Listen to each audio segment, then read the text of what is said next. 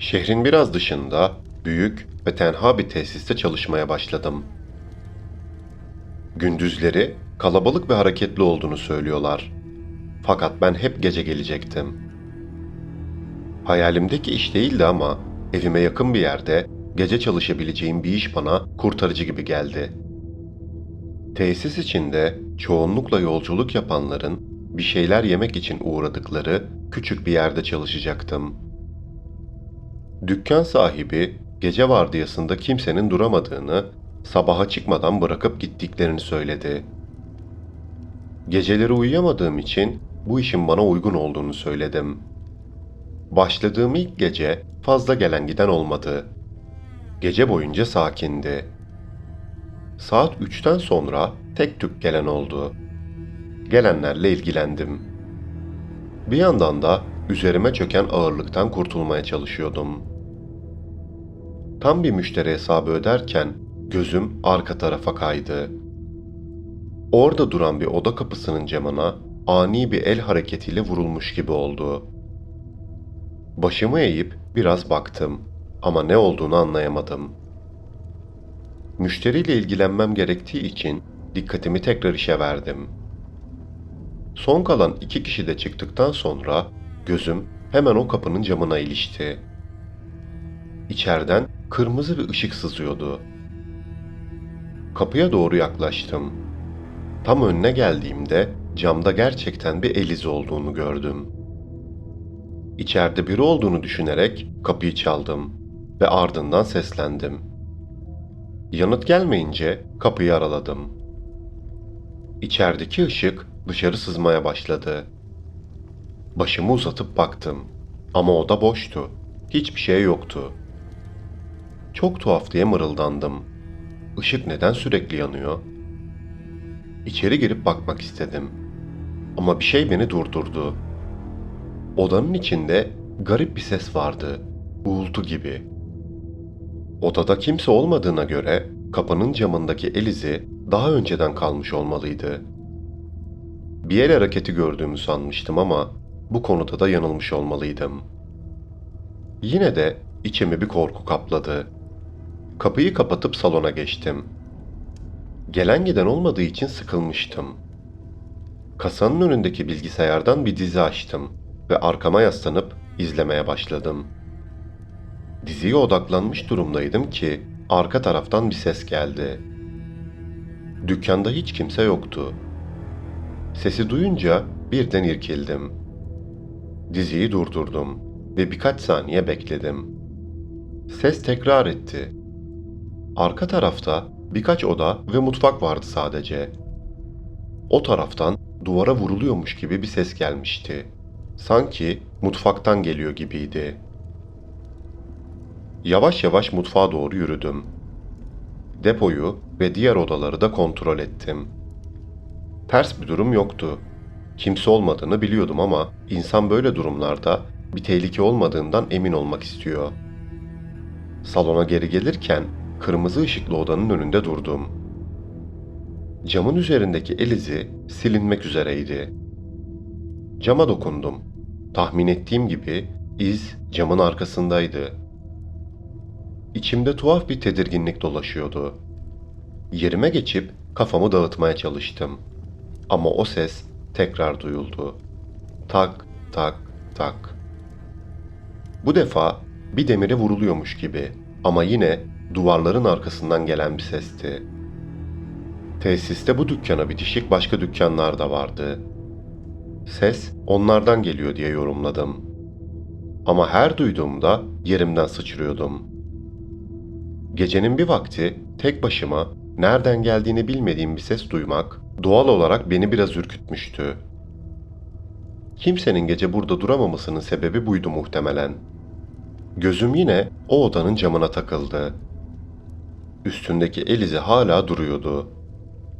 Biraz yaklaşıp baktım. Az önce silinmek üzere gibiydi. Ama şimdi yeniden tazelenmişti sanki. İçimde bir kıpırtı uyandı. Tam o sırada birkaç müşteri gelince salona doğru koştum. Sabaha kadar tek tük müşteri gelmeye devam etti. Her boşlukta gözüm odanın olduğu tarafa doğru kayıyordu.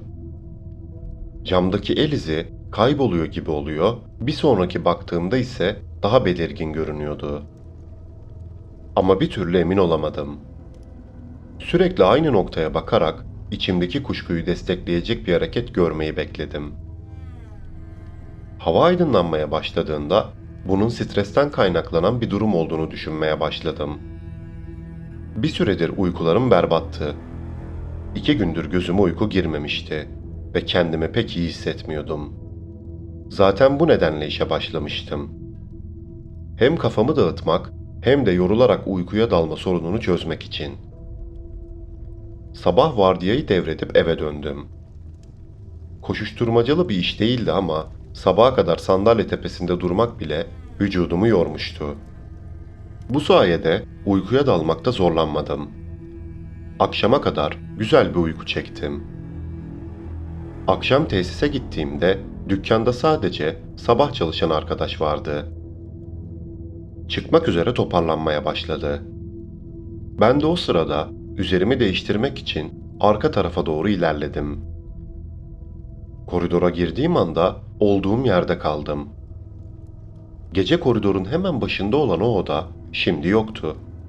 Sadece bir duvar vardı önümde. Diğer eleman çıkmadan ona yetişmek için salona geri döndüm. Çocuk daha çıkmamıştı.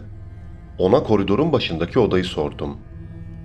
Suratıma anlamamış gibi bir ifadeyle baktı. Orada oda olmadığını söyledi. Ne diyeceğimi bilemedim. Çocuk çıkıp gittikten sonra bir süre o duvara bakar vaziyette donup kaldım.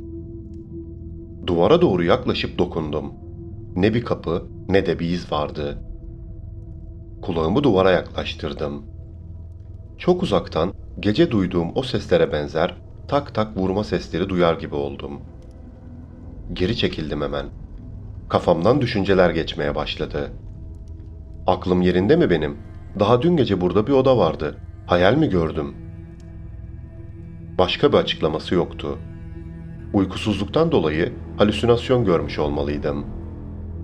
İçeriden sızan kırmızı ışık, aniden beliren el izi. Bunlar çok da normal şeyler değildi. Demek ki hayaldi hepsi. Kendimi toparlamakta zorlandım. Boş duvara doğru bakıp durdum. Kapı falan yok, kendine gel diye söylendim. Ve en sonunda işime odaklanmaya çalıştım.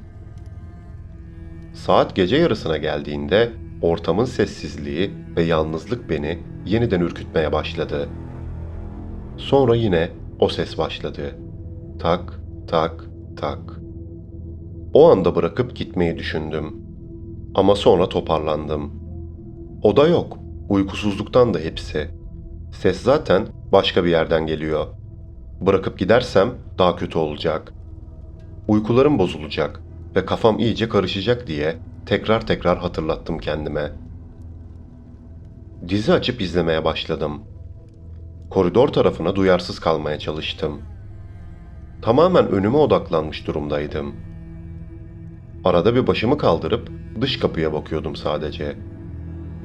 Saat 3'ten sonra bir iki kişi girdi kapıdan. Diziyi kapatıp gelen müşterilerle ilgilendim. Müşterilerden biri hesabı ödediği sırada yine aynı şey oldu. Arkada, koridor tarafında bir hareket oldu. Bir el hareketi. Ve kapı yine oradaydı. O anda bir önceki gece o hareketi ilk gördüğüm ana geri dönmüş gibi hissettim kendimi. Gözüm kapıya takılıp kalmıştı. Önümdeki adamın hanımefendi diye seslenmesiyle kendime geldim. Post cihazını uzatırken ellerim titriyordu. Adam çıkıp gittikten sonra salona baktım.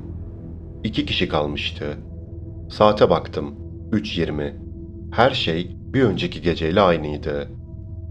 Titreme dizlerime kadar bütün vücuduma yayıldı. Herkes çıktıktan sonra kapıya yanaştım. El izi camda belirgindi. Birkaç kez vurup seslendim. Sonra kapıyı araladım. İçerisi boştu. Aynı sessizlik, aynı uğultu. Odanın ışığı titriyordu. Aklımdan bu anı gerçekten yaşıyor muyum sorusu geçti. Kendimi bir ağının içine sıkışmış gibi hissettim. Kapının arkasına baktım. Sonra da odanın içine doğru adım attım.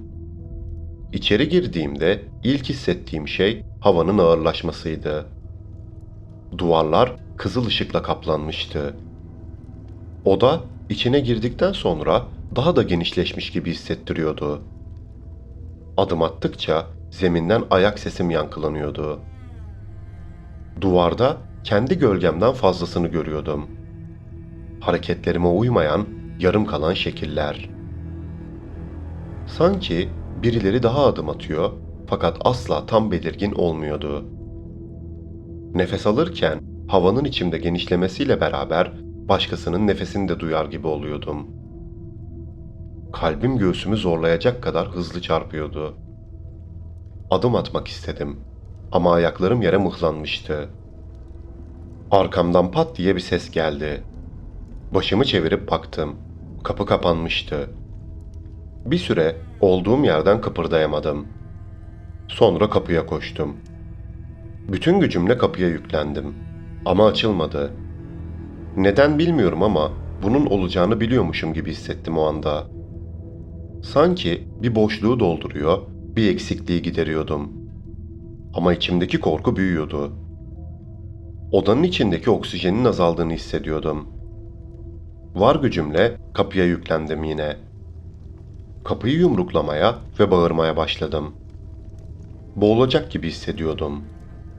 Bu hareketleri tekrarlayıp durdum. Bağırdım, kapıya vurdum ve bekledim. Saatler geçti ama değişiklik olmadı. Kapının küçük camına yapışıp dışarıya baktım. Bir ara koridordan biri geçti. Ama o kadar hızlıydı ki bana mı öyle geldi, gerçekten biri mi geçti anlayamadım. Hemen cama avuçlarımı bastırıp vurmaya başladım. "Hey, buradayım. Lütfen kapıyı açın." Sesim odanın içinde yankılandı. Cam buğulandı nefesimle. Dışarıya sesimin ulaşıp ulaşmadığını, hatta odanın dışarıdan görünüp görünmediğini bile bilmiyordum. Bir an için ayak sesleri duydum. Sanki yanı başımda durmuş gibiydi. Ama kimse kapıyı açmadı. Daha sert vurmaya başladım. Camın ardında sanki bir yüz belirdi. Biri bana bakıyor gibiydi. Gözleri bulanık, yüz hatları kaymıştı. Bir an var, bir an yoktu. Cama vurdukça avuçlarım yanıyordu. Odayı dolduran ağır hava iyice bastırdı. Sesim boğazımı yırtarcasına yükseldi. "Beni buradan çıkarın, açın kapıyı, lütfen." Ellerim cama yapışıp kaldı. Çıkış yoktu. Uzun bir süre o şekilde bekledim. Sonra tekrar denedim. Duvarlara yumruk attım. Sesim kısılana dek bağırdım. Ama kimse duymadı. Belki de o kapıyı yalnızca ben görmüştüm. Sonunda dizlerimin bağı çözüldü. Sesim tükendi. Odanın havası ağırlaşıyordu. Zaman uzayıp bükülüyordu. Kaç saat geçti bilmiyorum. Bir ara kendimi tamamen kaybettim. İçimdeki korku çaresizliğe dönüştü. Odadan asla çıkamayacağım düşüncesi beynime yerleşti. Sonrasını hatırlamıyorum. Sanki boşluğun içine düştüm. Gözlerimi tekrar açtığımda başım masanın üzerindeydi. Yanımda sabah vardiyasında çalışan çocuk vardı. Bana sesleniyordu. Başımı kaldırdığımda odanın yerinde sadece düz bir duvar vardı. Kapı yine kaybolmuştu ya da hiç olmamıştı. Kalkıp duvara baktım, dokundum. Arkasından gelen sesleri duyar gibi oldum. Bütün geceyi orada geçirmiştim. Ya da sadece öyle sanmıştım. Gerçekten ne olduğunu hala bilmiyorum. İşe bir daha gitmemeye karar verdim. Çalışmanın bana iyi geleceğini düşünmüştüm ama olmadı. Uykularım yine berbat. Bazen kısa bir süre uykuya dalar gibi oluyorum. Sonra bir anda kendimi o kırmızı odada sıkışmış halde buluyorum. Sonra birden sıçrayarak uyanıyorum. Odamda, yatağımda. Ama kalbim hala o odadaymışım gibi çarpıyor. Belki de orada bir şey açıldı. Ya da ben yanlışlıkla açtım. Her neyse o odanın kapısı bana hala kapanmadı.